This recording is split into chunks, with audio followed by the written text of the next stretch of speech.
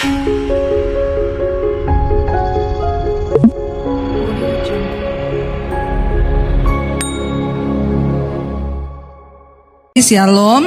bagaimana kabarnya hari ini? Luar biasa, karena kita punya Tuhan yang luar biasa. Iya Bapak Ibu, iya kita percaya bahwa selama kita ada di dunia ini memang kita semua harus berperang menghadapi pergumulan dan juga persoalan di dalam hidup. Namun kita percaya juga Dia Tuhan yang bertanggung jawab atas hidup kita. Mari kita langsung saja baca bersama Ulangan pasal 31. Ulangan pasal 31 mulai dari ayat yang pertama, Saudara ya. Kita lihat di sana firman Tuhan, Ulangan 31 dari ayat yang pertama mulai. Firman Tuhan berkata demikian, kita baca bersama. Kemudian pergilah Musa, lalu mengatakan segala perkataan ini kepada seluruh orang Israel. 2. Berkatalah ia kepada mereka, aku sekarang berumur 120 tahun. Aku tidak dapat giat lagi, dan kepadaku sungai Yordan ini tidak akan kau seberangi. Ayat 3. Tuhan Allahmu dialah yang akan menyeberang di depanmu.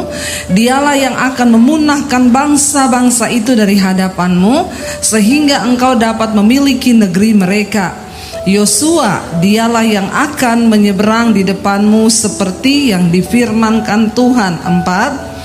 Dan Tuhan akan menaklukkan terhadap mereka seperti yang dilakukannya terhadap Sihon dan Og, raja-raja orang Amori yang telah dipunahkannya itu, dan terhadap negeri mereka. Ayat 5. Tuhan akan menyerahkan mereka kepadamu, dan haruslah kamu melakukan kepada mereka tepat seperti perintah yang kusampaikan kepadamu. 6.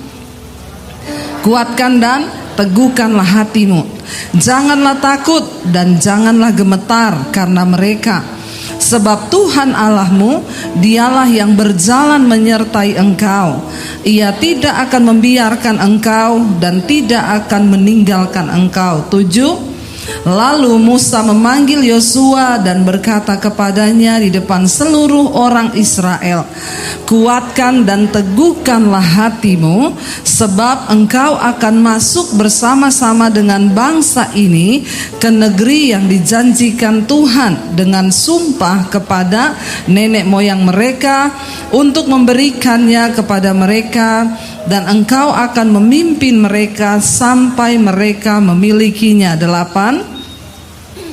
Sebab Tuhan, Dia sendiri akan berjalan di depanmu, Dia sendiri akan menyertai engkau, Dia tidak akan membiarkan engkau dan tidak akan meninggalkan engkau. Janganlah takut dan janganlah patah hati. Katakan bersama, amin. Saudara, ini adalah sebuah kisah ketika Musa mendekati ajal, ya. Dan Tuhan sudah berkata kepada Musa bahwa Dia tidak akan memasuki tanah perjanjian. Musa adalah seorang yang luar biasa, ya. Kita belajar dari Musa tentang arti kesetiaan. Kenapa, saudara? Musa sudah tahu dari awal dia tidak akan masuk ke tanah perjanjian, tapi dia tetap menyelesaikan tugasnya sampai selesai. Tinggal menyeberang sungai Yordan dan bangsa itu akan memasuki tanah Kanaan. Sampai di situ Musa dikatakan di sana dia berumur berapa? 120 tahun. Ya, kenapa Musa berhenti di situ?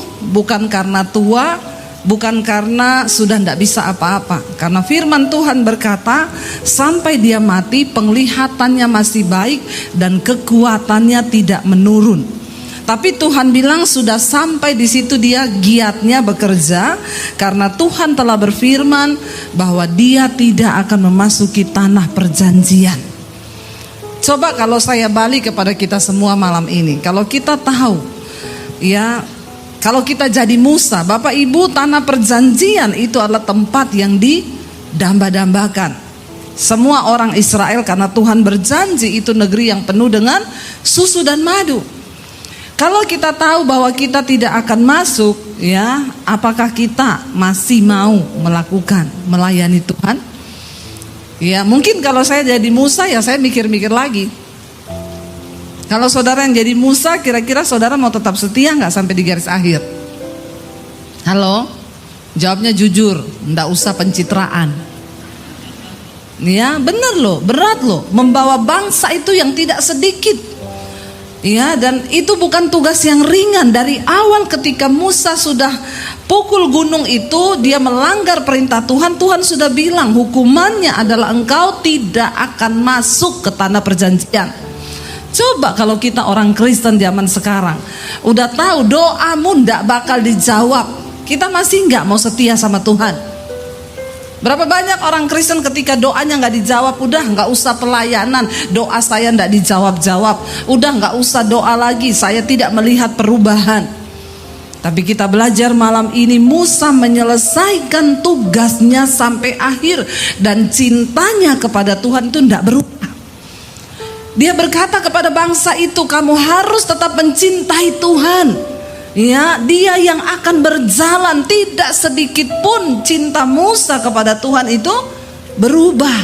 Walaupun dia tidak melihat tanah perjanjian, dia pernah memohon, Tuhan sudah di depan, tolonglah, aku pengen masuk. Tuhan bilang tidak, aku telah berfirman dan engkau tidak akan masuk. Kita mau belajar malam ini saudara, ya, apa yang bisa membuat kita ini saudara tetap kuat bahkan sampai kita melihat janji Tuhan.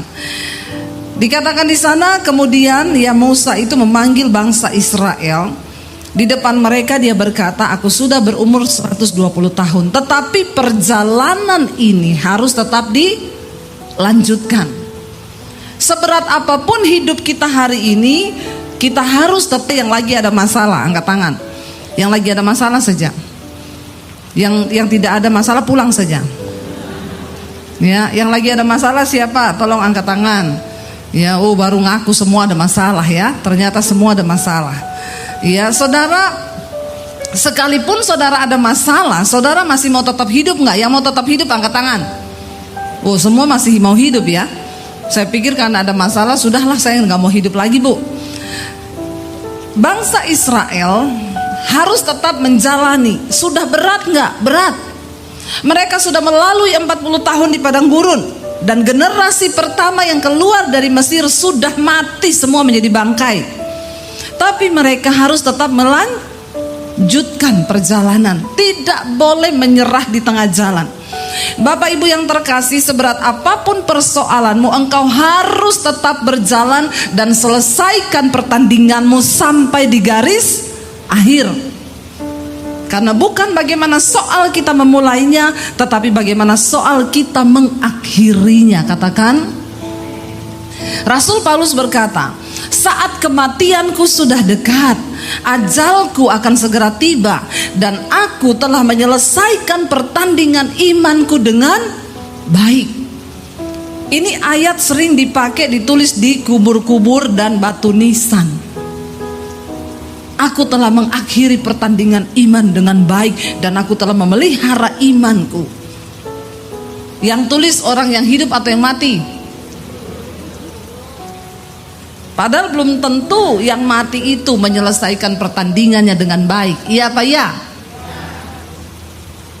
Jadi kalau mau tulis di batu nisan, hati-hati, dipikir dulu, jangan main comot ayat. Amin.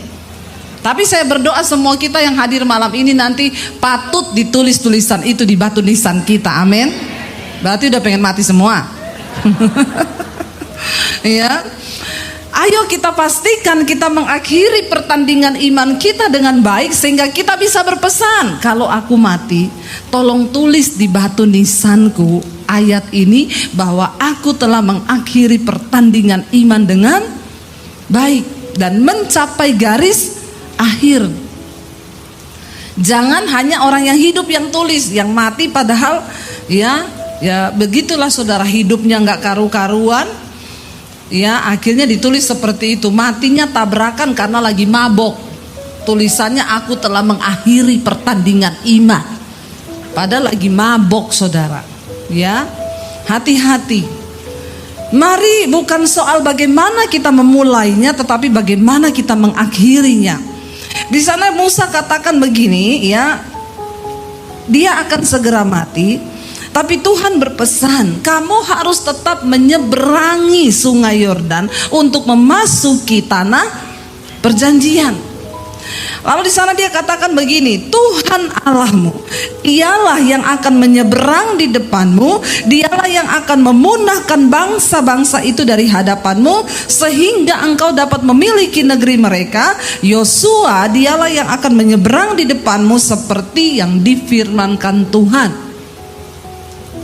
Musa meyakinkan bangsa itu bahwa ingat, yang akan menyeberang di depanmu itu Tuhan sendiri yang akan menyertai engkau.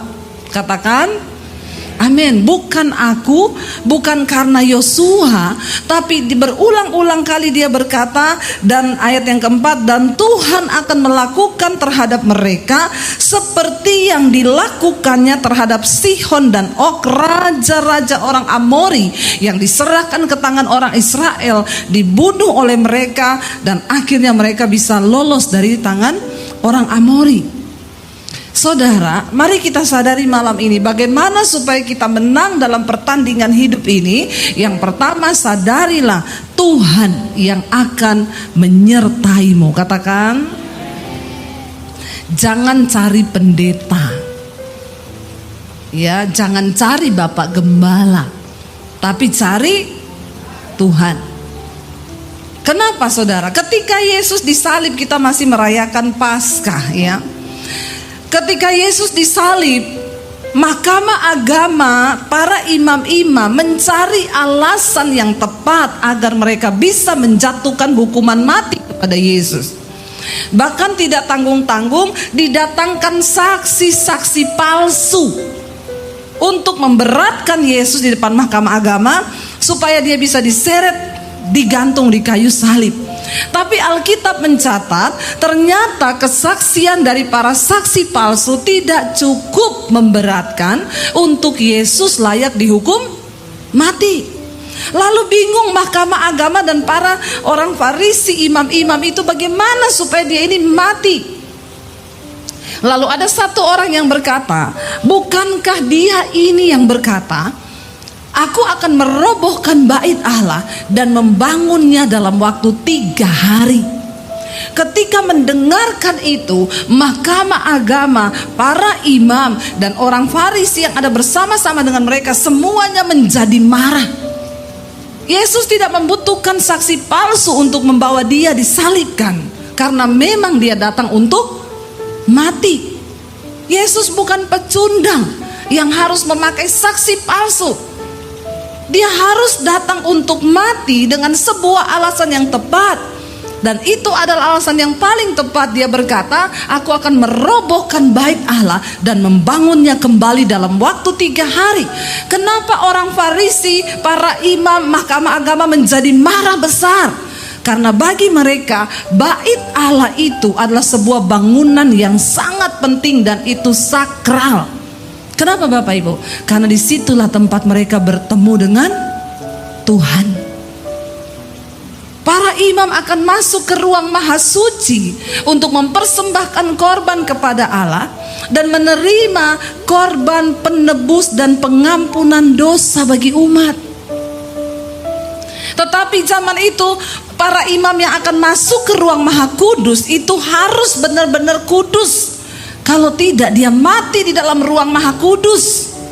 Makanya dulu para imam kalau akan bertugas, saya baca di Alkitab, mereka sampai takut tidur kalau malam. Kenapa Bapak Ibu? Karena kalau sampai dia mimpi basah, dia mati di dalam ruang maha kudus itu. Betapa kudusnya Tuhan. Ketika dia masuk di ruang maha kudus, dia harus diikat kakinya pakai gelonceng yang menandakan bahwa dia masih hidup. Kalau lonceng itu masih bunyi, berarti imam itu masih hidup. Tapi kalau lonceng itu sudah tidak berbunyi, maka dipastikan imam itu mati sudah di dalam ruang maha kudus. Karena kekudusan Tuhan membakar dia yang tidak kudus. Betapa kudusnya Tuhan itu. Ya, zaman sekarang banyak orang melayani Tuhan, habis bersinah naik di atas mimbar, hidupnya belum beres, sudah melayani Tuhan.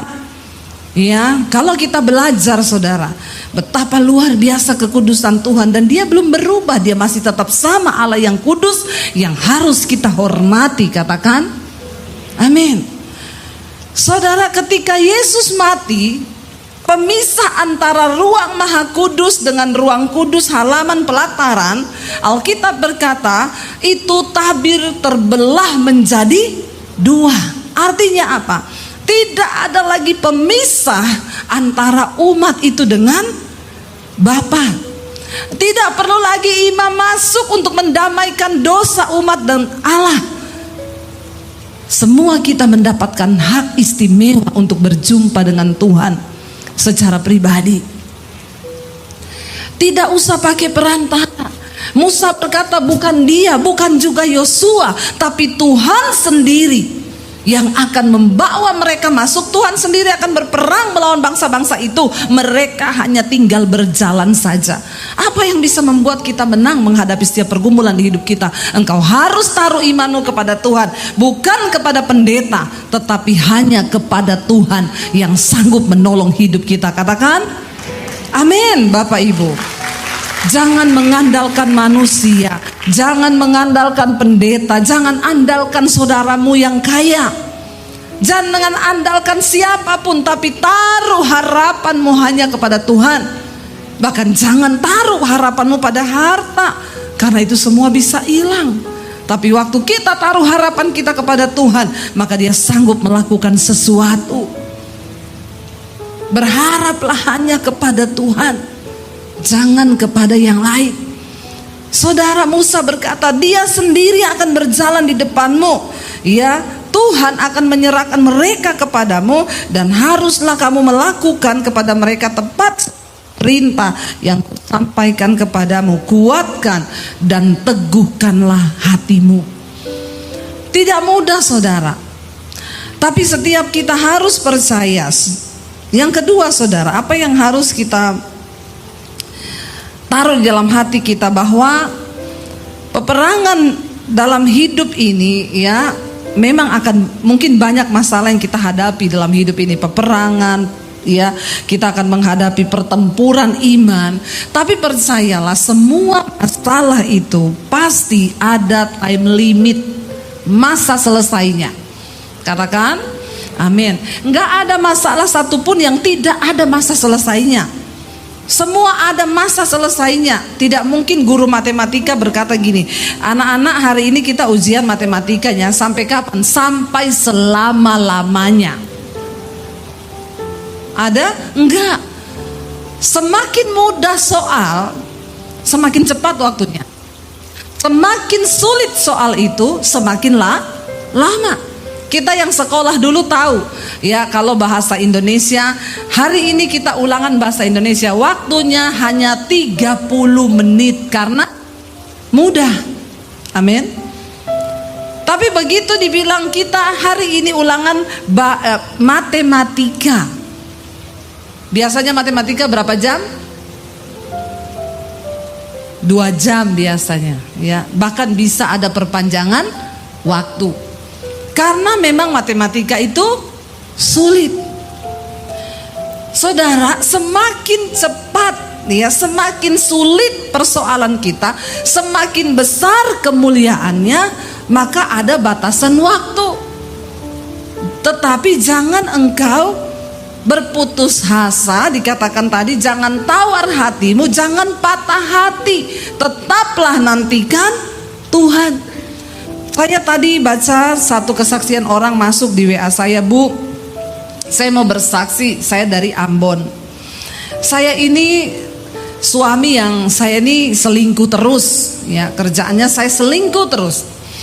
Ya, kenapa dia selingkuh? Karena istrinya buta. 4 tahun istrinya buta, sakit katarak, tidak punya uang untuk operasi. Ya, buta saudara 4 tahun ya, dan akhirnya nggak bisa operasi karena nggak punya uang. Bayangkan ya, saya yakin tidak adalah bapak-bapak yang menderita seperti itu. Tapi walaupun istrinya buta, tidak boleh selingkuh bapak-bapak ya. Amin. Ya, istrinya buta 4 tahun, ya tidak bisa operasi karena tidak punya uang. Lalu akhirnya suaminya ini selingkuh sampai akhirnya satu kali dia bilang dia didatangi satu roh yang mau mencekik lehernya. Ketika dia rasa dia mau dicekik oleh iblis itu, dia berseru sama Tuhan, lalu Tuhan bilang, mulai sekarang kamu bertobat, baca Alkitab. Lalu dia mulai baca Alkitab dan dia mulai lihat YouTube, saudara. Lalu dia berkata, saya temukan channel Ibu Mesbah Doa. Lalu saya mulai mendengarkan khotbah-khotbah Ibu. Saya dituntun untuk bertobat. Semakin saya mencoba untuk bertobat, tantangannya itu semakin berat. Saya tergoda untuk selingkuh terus, tapi saya harus melawan itu. Dia bergumul, dia dengerin khotbah-khotbah. Saudara, kalau engkau sedang bergumul dengan satu dosa, ya berjuanglah, berjuang ya sampai engkau bisa merdeka. Sebab Tuhan memiliki dan Dia sanggup memberi kita kuasa untuk merdeka. Dia berjuang, dia dengerin khotbah-khotbah saya, saudara. Dia dengerin firman Tuhan, Tuhan beri dia kekuatan, akhirnya dia bertobat. Singkat cerita, ketika dia bertobat, dia mulai berdoa untuk istrinya yang buta. Memang tidak disembuhkan dengan cara dia doa terus istrinya melek, enggak. Tiba-tiba di desanya itu ada orang bikin operasi katarak gratis. Tuhan itu bisa bekerja dengan berbagai cara. Walaupun cukup lama 4 tahun, tapi saya percaya itulah waktu dan proses Tuhan buat keluarga ini. Ya, tadinya suaminya sudah stres lihat istri yang buta, nggak bisa melihat, makanya akhirnya dia kecewa mungkin. Lalu ada perempuan, ya. Jadi saudara, orang selingkuh itu bukan cuma orang kaya, miskin juga banyak yang selingkuh. Tapi di sini tidak ada. Insya Allah, tidak ada yang selingkuh. Amin. Saudara, akhirnya dia bergumul dan saya melihat di situ ya bahwa Tuhan itu turut bekerja loh. Memang 4 tahun itu bukan waktu yang singkat, bukan waktu yang singkat. Nunggu istri yang buta tidak mudah, saudara, bagi seorang suami. Tapi akhirnya Tuhan ketika dia bertobat, maka ada jalan keluar yang Tuhan beri. Ya, semua masalah itu ada time limitnya, ada waktu selesainya. Dan Tuhan itu mau beresin satu persatu ketika kita juga mau dibenerin. Ketika suaminya ambil keputusan untuk bertobat, maka di situ kita melihat Tuhan berkata, Dia Allah yang turut bekerja dalam segala perkara untuk mendatangkan kebaikan. Ya, saya berdoa supaya suami-suami di sini menjadi suami-suami yang setia. Sekalipun istrimu sudah tidak mampu ya seperti itu, buta, saudara, ya puji Tuhan dia mendengar suara Tuhan, dia bertobat dan sekarang dipulihkan istrinya. Dia bilang, Bu Debbie, terima kasih, saya mau bersaksi sekarang istriku sudah dapat melihat. Semua hanya karena anugerah Tuhan. Anugerah Tuhan loh. 4 tahun loh. Memang gak ada uang, saudara. Memang kasihan kalau orang itu di desa, saudara, ya. Tidak gampang. Tapi Tuhan turut bekerja, ada time limit. Tidak ada masalah yang tidak ada batas waktunya. Tapi tetaplah setia, tetaplah percaya, jangan mundur, jangan tawar hati, jangan patah hati. Tetaplah berjalan, karena tujuan kita itu sampai pada tanah perjanjian. Jangan engkau berhenti di padang gurun, engkau jadi bangkai di situ. Amin. Teruslah berjalan. Mungkin engkau berkata, saya udah gak bisa berjalan, merangkak, merayap. Asal engkau sampai pada tujuan ilahi. Jangan pernah menyerah, Bapak Ibu. Ya, seringkali kalau masalah itu terasa semakin rumit, biasanya itu sudah semakin dekat jawabannya.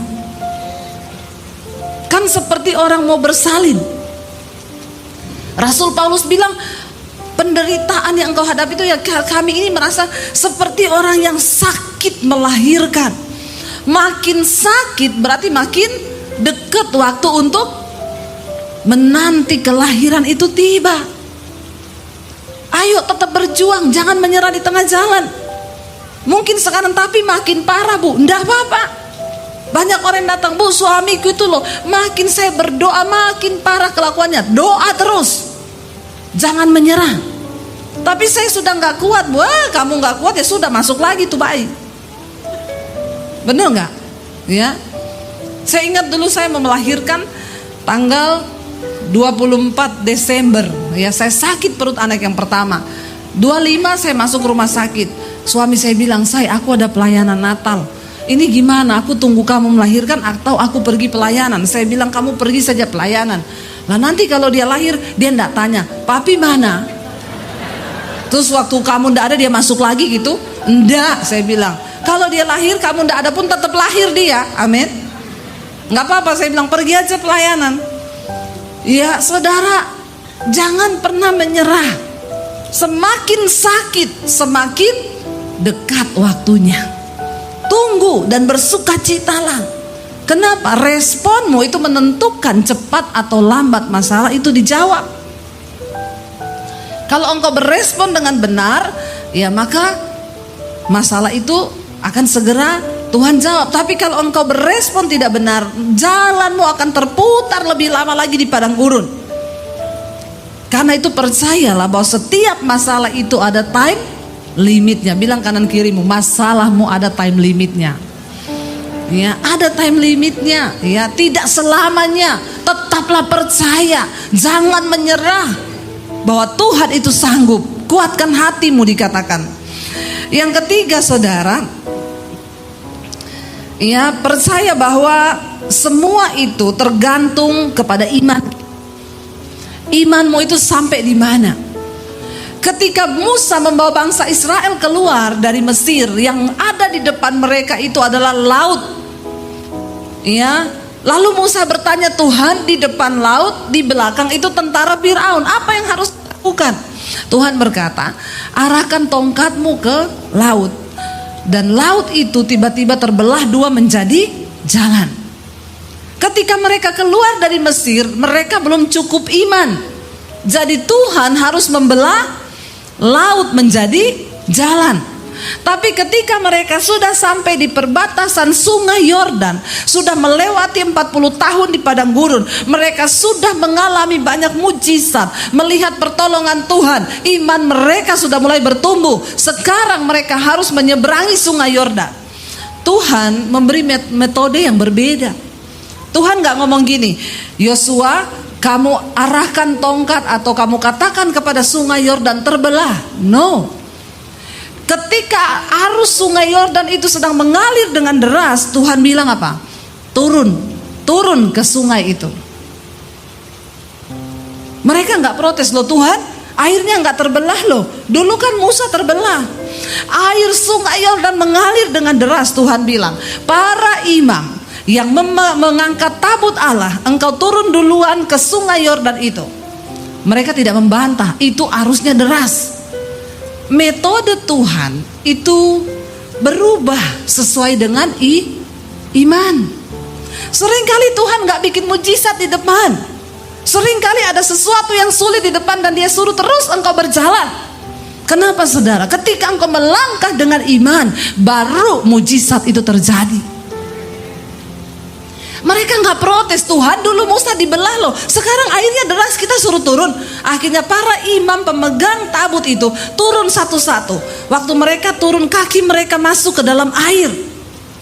Dua orang turun, mulai sampai selutut, sampai ke dengkul, mulai sampai ke sini, sampai gini kok gak terbelah-belah.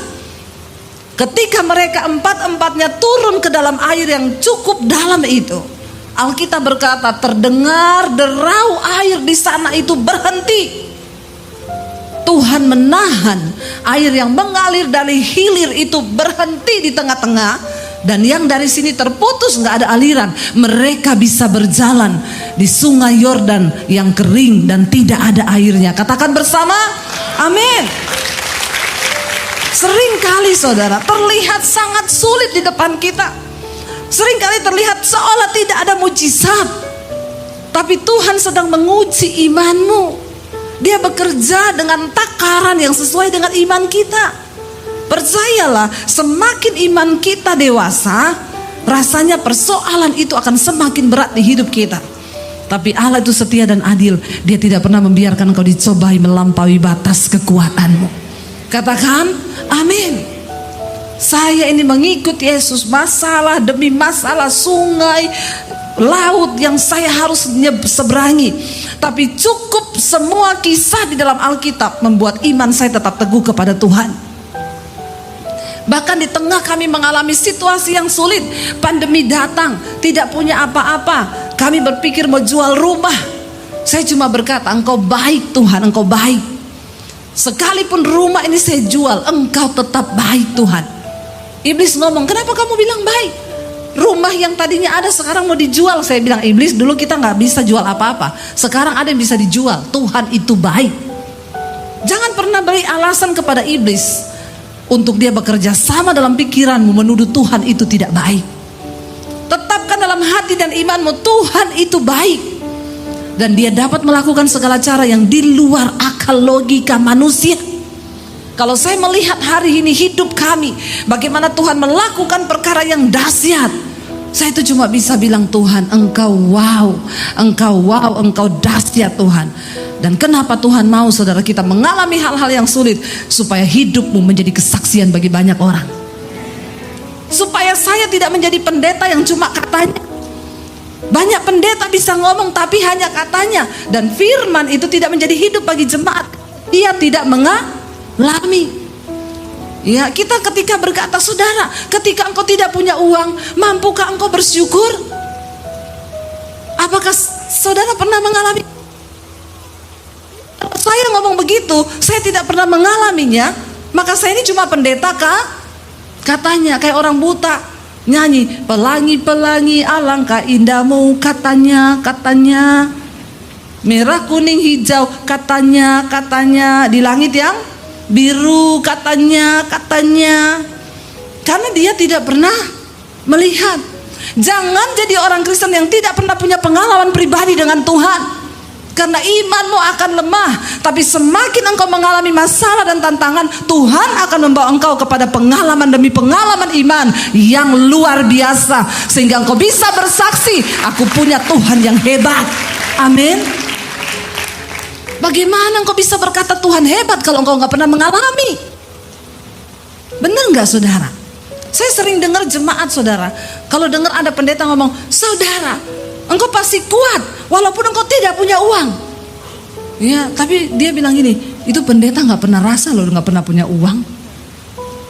Loh, kita harus mengalami Tuhan. Hari ini ketika engkau sedang mengalami persoalan, makanya semua kita harus diproses. Ketika engkau selesai diproses dalam hal daging, engkau naik level diproses dalam hal uang, engkau naik diproses dalam hal harga diri. Semua kita harus diproses. Kalau kita bisa melewati satu demi satu, kita bisa melewati sungai, kita bisa melewati laut, kita bisa melewati dan kita melihat mujizat Tuhan.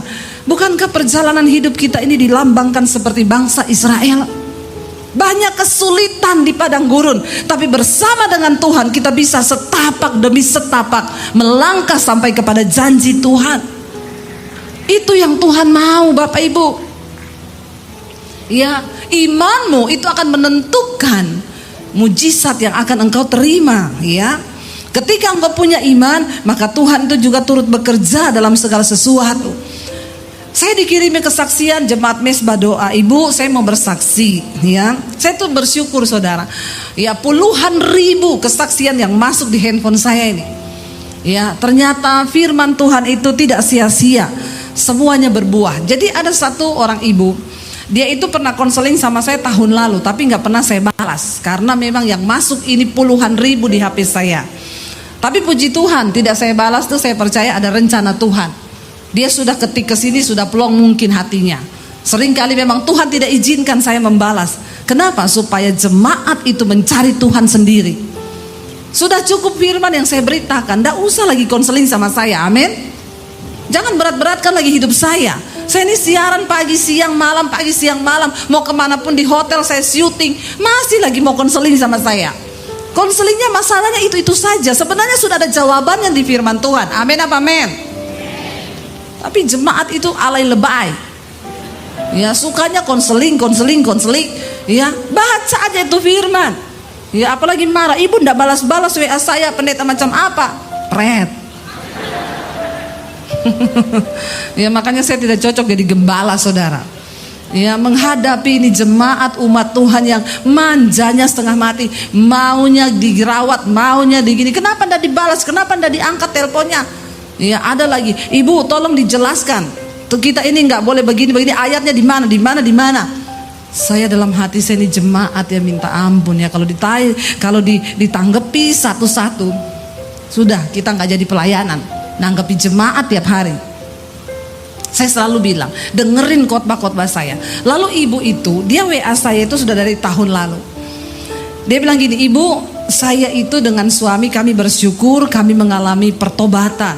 Sejak kami mendengarkan khotbah ibu, ya kami dijamah Tuhan, hidup kami berubah dan kami mengalami Tuhan secara pribadi, dia bilang. Jadi suami saya ini begini bu, dulu dia itu bekerja sebagai pimpro, ya pimpinan proyek di perusahaan. Setiap kali ada proyek suami saya diangkat sebagai pimpro. Dan jujur bu, menjadi pimpro itu yang dituntut adalah ketidakjujuran. Kita mau jujur ndak boleh sama bos. Kamu harus bikin laporan palsu, bikin pengeluaran palsu, bikin ini palsu. Dan selama ini suamiku menikmati karena dia dapat bayaran besar. Tapi ketika kami bertumbuh mendengarkan khotbah yang ibu sampaikan, kami tahu yang Tuhan tuntut dari hidup kami adalah kekudusan dan kebenaran. Lalu akhirnya suami saya hatinya mulai berubah. Dia bilang kepada istrinya, aduh kita ini melakukan tidak benar loh. Jadi bagaimana ini? Sebentar lagi ini ada proyek. Dan saya pasti ditunjuk lagi sebagai pimpro. Lalu ketika dia dipanggil sama bosnya, benar dia ditunjuk sebagai pimpro. Dia bilang, bos, saya minta maaf. Kenapa? Saya tidak mau jadi pimpro lagi. Loh kenapa? Kamu tuh bodoh ya. Semua orang tuh pengen loh jadi pimpro. Tapi saya ndak pengen bos. Kenapa? Aku ndak mau berdosa. Bosnya tertawa.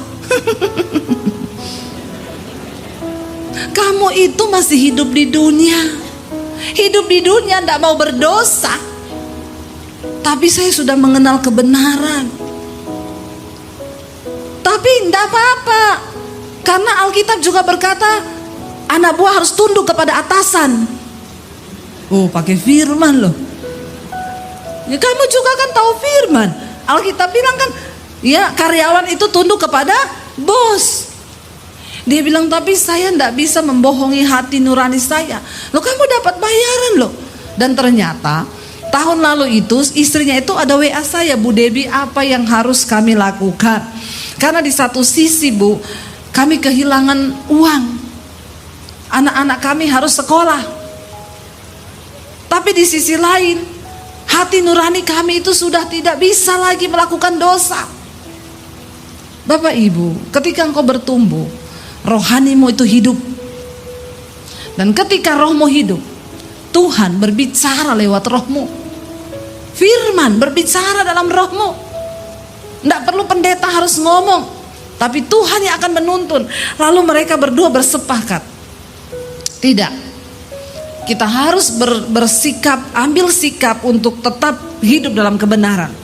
Kita sama-sama berdoa dan akhirnya mereka tetap menolak. Dipaksa sama bosnya, dia tidak mau. Dan dia siap untuk kehilangan pekerjaan. Saudara, udah 1 tahun kemudian baru saya baca tadi. Dia bilang, saya bersyukur ibu tidak jawab WA saya. Sekarang saya cuma mau kesaksian Ibu Debbie. Ya masih ada chattingannya tahun lalu itu belum kehapus. Saya baca. Kami mau kesaksian, puji Tuhan bu. Tuhan itu ada dan dia hidup. Dan dia tidak pernah meninggalkan orang-orang yang mau hidup benar. Puji Tuhan akhirnya suami saya berhasil menolak sebagai pimpro. Karena dia tidak mau berdosa. Dan hatinya damai sejahtera bu. Tapi puji Tuhannya lagi bu, sekarang suami saya malah jadi staff. Dan dia bisa terbebas dari dosa itu. Dia tidak disuruh bikin markup palsu, laporan palsu. Dan kami hidup memang tidak dapat tunjangan dari pimpro yang lebih besar dulu. Tapi damai sejahtera kami tidak dapat dibeli dengan uang. Dan Tuhan ajaib, Dia mencukupi segala kebutuhan kami. Dan kami hidup dalam damai sejahtera. Bapak Ibu, ya, kita lihat di sini bahwa, ya, lakukan sesuatu ketika engkau sedang ada dalam tantangan. Seringkali tantangan yang terjadi itu Tuhan izinkan untuk melihat sikap hati kita. Apakah kita mau sungguh-sungguh tetap dalam kebenaran, atau kita tergiur dengan hal-hal yang berbau dosa? Kita tidak akan pernah melihat campur tangan Tuhan dalam hidup kita. Mungkin ada orang yang kelihatannya sukses, dia diberkati, tidak pernah kekurangan. Bukan diberkati, ya kaya, karena diberkati dan kaya itu beda. Ada orang kaya tapi itu bukan berkat Tuhan, karena setan bisa beri kekayaan. Tapi berkat yang dari Tuhan itu ada damai sejahtera. Ya, dan tujuan Tuhan adalah membawa kita, memindahkan bangsa Israel itu dari Mesir, tempat perjanjian, masuk ke tempat perbudakan, masuk ke tanah perjanjian, di mana mereka bisa menikmati damai sejahtera yang dari Tuhan. Di Mesir mereka tidak kekurangan apapun. Di Mesir mereka makan daging enak. Makanya ketika di padang gurun mereka marah-marah. Kenapa Musa engkau bawa kami ke sini? Lebih baik kami di Mesir, di sana kami makan daging, kami makan apa, puas semuanya. Walaupun kami diperbudak. Tuhan tidak mau saudara engkau cuma menjadi kaya, tapi Tuhan mau engkau diberkati. Kenapa? Karena kaya saja belum tentu diberkati. Kaya saja tidak mampu membawa damai sejahtera. Tapi orang yang diberkati karena dia hidup dalam kebenaran, hidupmu disertai damai sejahtera. Dan itulah hal kerajaan sorga. Tuhan mau kita hidup dalam sorga, walaupun kita masih di bumi. Ada kebenaran, damai sejahtera, dan sukacita yang dari Tuhan. Katakan amin. Ya, jangan tertipu dengan dunia ini. Ya, mari kita sama-sama mau berubah. Tanya pada Tuhan, apa yang Tuhan mau bentuk, apa yang Tuhan mau rubah dari hidup kami. Dan yang terakhir saudara, jangan engkau biarkan keteganganmu, persoalanmu itu berubah menjadi ketakutan. Masalah tetap masalah, tapi ketakutan itu kita yang undang. Masalah itu semua orang akan alami, tapi responmu engkau menjadikan itu sebagai ketakutan atau intimidasi, itu adalah pilihanmu. Makin stres kita, Alkitab berkata dengan kekhawatiranmu, dengan ketakutanmu, engkau tidak bisa mengubah apapun di hidupmu. Jadi daripada saudara khawatir, lebih baik belajar percaya, bernyanyi, dan teguhkan imanmu kepada Tuhan. Amin. Sama-sama kan? Kita mau marah-marah, kita mau khawatir, kita mau takut, sama aja kan? Tidak ada yang berubah kan? Tapi ketika kita mulai belajar percaya, nyanyikan pujian, naikkan penyembahanmu, justru Tuhan sanggup bekerja. Makanya Musa berkata, jangan takut ya. Berulang kali kuatkan dan teguhlah hatimu, jangan takut dan gemetar. Siapa yang bisa menguatkan hati kita? Tidak ada orang lain, dirimu sendiri. Katakan, aku harus menguatkan hatiku. Kita gak bisa saudara minta sama orang untuk kuatkan hati. Iman kita dengan Tuhan, sikap hatimu dengan Tuhan, itulah. Makanya ayat ini berkata, teguhkanlah hatimu, kuatkanlah hatimu, dan jangan takut, jangan gemetar. Jangan biarkan masalahmu berubah menjadi sebuah ketakutan. Karena orang yang takut itu tidak beriman. Orang yang khawatir tidak percaya. Tapi ketika kita percaya, maka Tuhan berkata, Dia yang akan berperang. Bukan Yosua, bukan Musa, tapi Tuhan sendiri yang akan berperang. Saudara, dengan kekuatan kita begitu terbatas. Saya mengalami di tengah masa pandemi, apa yang harus kami lakukan Tuhan? Mau jualan apa? Anak saya mau kuliah, bagaimana caranya? Saya cuma bisa angkat tangan dan berkata, aku tidak akan pernah menyalahkan Engkau Tuhan. Aku akan jalani semua yang harus aku jalani. Tapi dari mulutku tidak akan pernah menuduh bahwa Tuhan itu jahat. Engkau Tuhan yang baik. Dan saudara, ketika dia melihat imanmu, dia mengubahkan keadaan saya. Itu hanya semudah dia berfirman, semudah membalikkan telapak tangan. Itu Tuhan kita. Itu Tuhan kita. Saya bukan cuma bicara, saya mengalami apa yang Tuhan janjikan. Di tengah ketidakberdayaan, di tengah sesuatu yang sudah rasanya tidak ada jalan, saya memilih meneguhkan hati untuk percaya pada firman. Setiap hari saya berusaha nyanyi, saya berusaha teguhkan hati saya. Di tengah badai, di tengah persoalan kami tetap melayani. Jangan pernah mundur, aku tetap percaya bahwa Tuhan yang sanggup. Jangan tinggalkan iman. Di tengah pergumulan yang datang, di tengah pandemi itu, saya ingat lagu kesayangan saya, Kau kuatkan aku bertahan, Kau harapan dalam kesesakan, Kau buktikan kesetiaan-Mu Tuhan, Engkau Allah Immanuel. Iblis ngomong menghibur diri. Mana Allah Immanuel? Habis ini kau jual rumah. Saya ngomong, Kau kuatkan aku bertahan walau dengan air mata yang bercucuran. Saya bilang, aku tidak akan izinkan engkau iblis melemahkan imanku. Tuhan yang menguatkan aku dengan bercucuran air mata, saudara. Dan ketika dia lihat imanmu teguh, tidak tergoyahkan, maka cepat atau lambat pertolongan itu akan datang. Dia Tuhan yang tidak pernah berdusta. Dia Allah yang berkata ya dan amin. Dia Tuhan yang tidak pernah berbohong. Jangan pernah engkau ragukan janji Tuhan. Dia yang berjanji engkau akan memasuki tanah itu. Apakah engkau percaya? Apakah kita mau percaya kepada Tuhan bahwa Dia Allah yang sanggup, saudara? Ketika kita percaya, maka jangan biarkan persoalan itu berubah menjadi ketakutan. Engkau berhak memilih hari ini. Apakah engkau akan jadi khawatir dan takut? Atau engkau berkata, Tuhan, aku memilih untuk tetap percaya. Malam ini saya mau minta suami saya untuk bisa ngiringi. Kita mau menyembah Tuhan, Bapak Ibu. Ya, kita percaya bahwa ya Dia Tuhan yang sanggup. Jangan biarkan keadaanmu, jangan biarkan masalahmu, jangan biarkan tekanan hidupmu ya membiarkan engkau menjadi takut, membiarkan engkau menjadi lemah. Tapi biar malam hari ini kita mau teguhkan hati dan iman kita. Kita mau berkata kepada Tuhan, kami tahu dan percaya Engkau sanggup Tuhan, Engkau mampu Tuhan. Biar kita mau berkata di hadapan Tuhan bahwa hanya Dia yang bisa mengubah segala keadaan kita, Bapak Ibu. Mari kita bangkit berdiri bersama malam ini.